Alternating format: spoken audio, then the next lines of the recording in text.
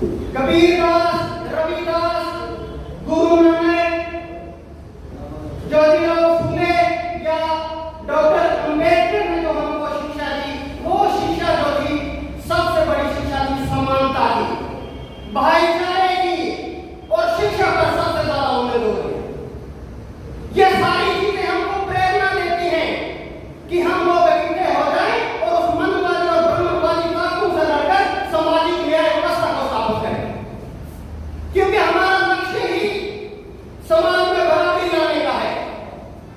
जब डॉक्टर अंबेडकर को भारत का संविधान लिखने का मौका मिला तो उन्होंने हमारे लिए ऐसा डॉक्यूमेंट दिया जिसमें उन्होंने सब लोगों के लिए एक समान अधिकारों की गारंटी दी और ब्राह्मणवादी चंद्रवर्णीय व्यवस्था को उन्हें उखाड़ के फेंका और धर्मनिरपेक्षता, समाजवाद, गणराज्य की स्थापना की।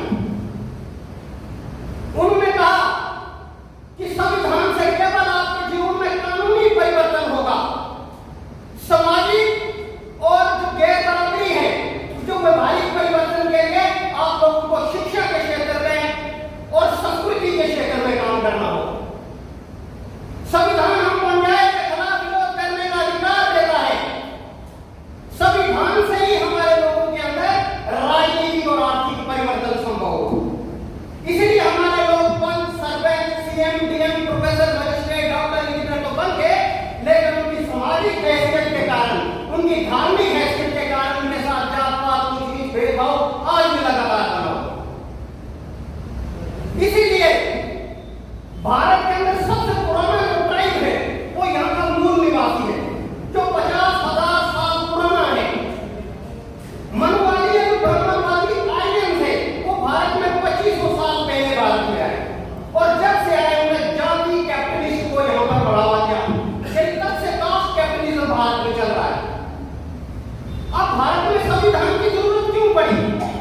क्योंकि सदियों से जाति, धर्म, लिंग और वर्ण भेद के नाम पर जिन लोगों का शोषण हुआ, उनको एक प्लेटफॉर्म पे लाने के लिए, उनको एक राष्ट्र बनाने के लिए हमको एक कानून की जरूरत थी। तब जाकर संविधान की जरूरत भारत में पड़ी, क्योंकि पूरी दुनिया में जब भी कोई सामाजिक क्रांति होती है तो सामाजिक क्रांति के बाद सत्ता परिवर्तन होता है और सत्ता परिवर्तन के लिए आपको नियम और कानून की जरूरत पड़ती है, इसीलिए संविधान की जरूरत पड़ती है।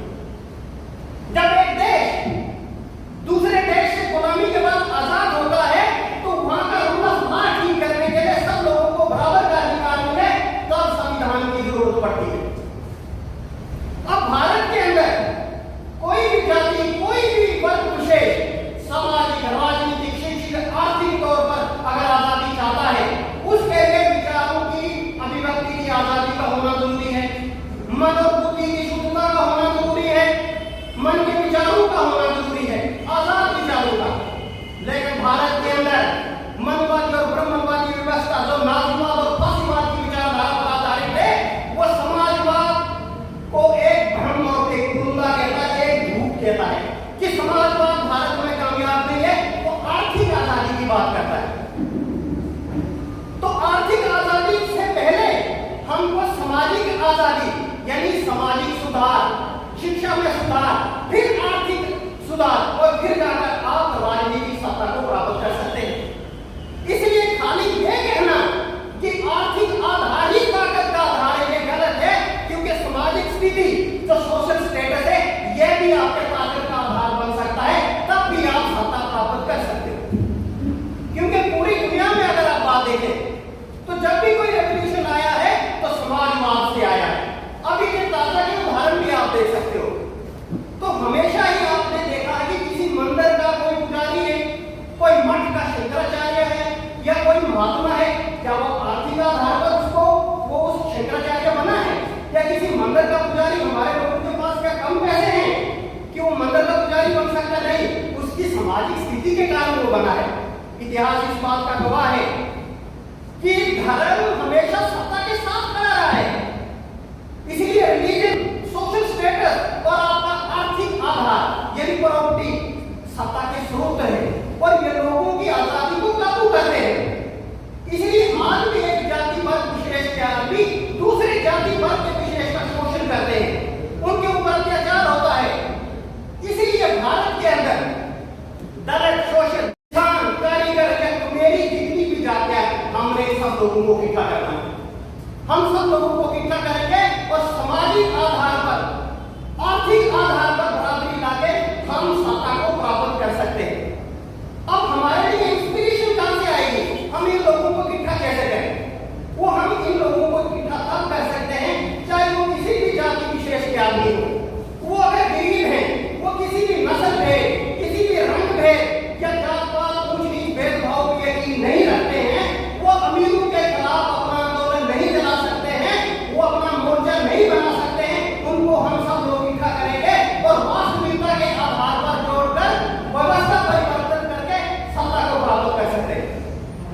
अब ये होगा कैसे?